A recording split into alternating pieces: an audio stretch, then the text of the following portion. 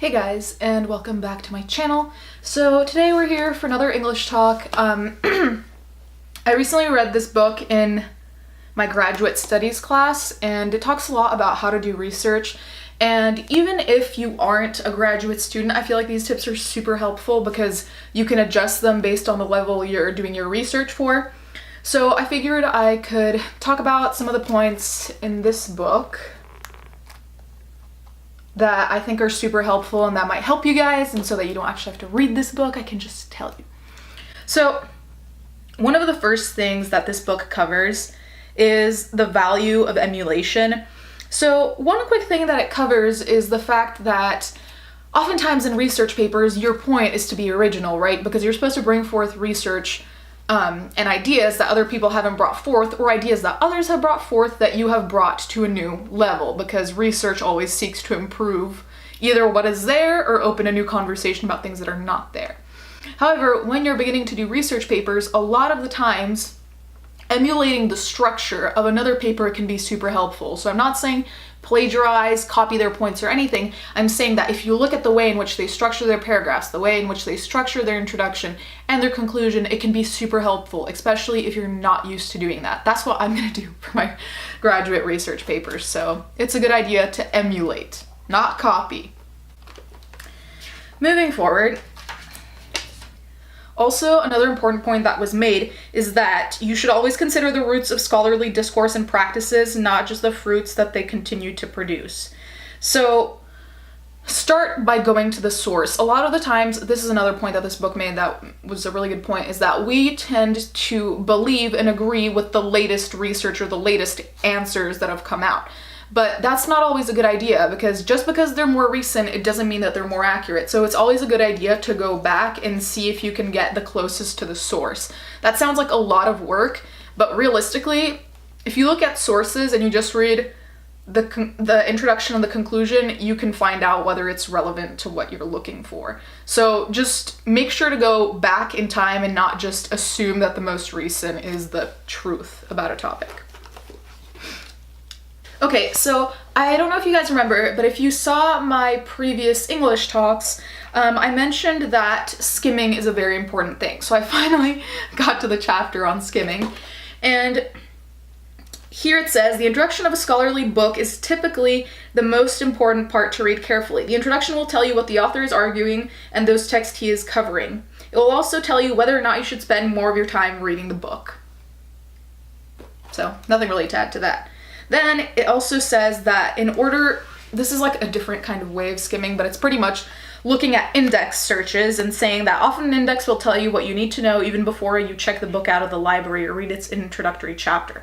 So definitely make sure to look at the index of a book, because it saves you so much time, and you might even find a chapter that is super specific to what you want. So it's doubly helpful. Here there was some stuff about note-taking and note-taking strategies.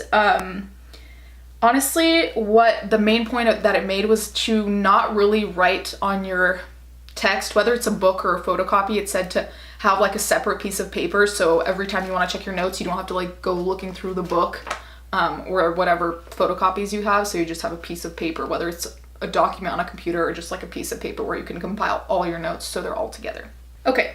So then there's the point of formulating an argument. So here it says, according to the philosopher Charles Peirce, he defines a logical argumentative process called abduction, which, quote, makes it start from the facts without at the outset having any particular theory in view, though it is motivated by the feeling that a theory is needed to explain the surprising facts.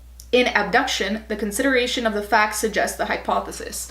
So essentially, sometimes you go into a paper not knowing what you want to argue. That's how I'm going to go into my research paper, because I really don't know what I want to argue.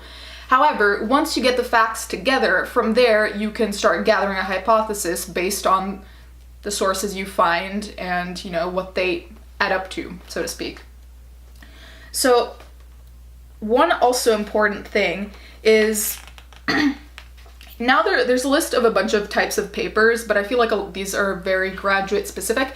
But one interesting thing that I think could apply to a lot of people is that it says that there's this one's called the Gap in Scholarship paper, and it's the practice of locating missing conversations in scholarship, which can lead to significant research and eventually at the dissertation and publishing stages. So forgetting the dissertation and publishing stages if that's not where you at, but is it always, always, always a great thing when you find a gap in the scholarship? However, just because there's a gap in the scholarship, it doesn't mean that it's worth talking about. Sometimes things aren't there because they're not worth talking about. It's up to you to discern whether there's a gap in the scholarship and that's something you should use, or whether it's something that you should move on from because it's not interesting. Okay, I thought this part was also very helpful. So this is about articulating your argument. And the guy who wrote a book, who's also a professor, said, I find myself reading paper after paper that lacks a clearly articulated claim. So in connection to that, he said, your introduction, therefore, should grant your audience the same sort of decision-making ability conveyed in a magazine's table of contents. So in magazine table of contents, I'm sure you guys know, it says, this story's page 2, this story's page 5, whatever. In writing your introduction, you should be able to give a similar kind of choice to your reader, whether they're going to be interested in it, what's going to be happening in the paper, so forth. Okay, last of all, there's one thing called situating your argument, and it says it's important to establish that you are contributing to an established, relevant scholarly conversation, not merely talking to yourself.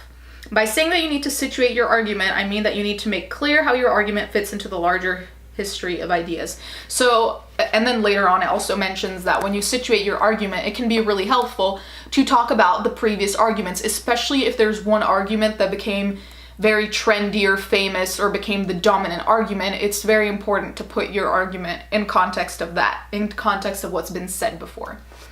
Anyways, I hope this was helpful to you guys. Please let me know. I know that this can seem very advanced, but I really do think that this can count for research at whatever level, whether it's high school, college, graduate, whatever. Anyways, as usual, if there is a specific English talk video or school video you want to see, let me know, and thank you guys for watching.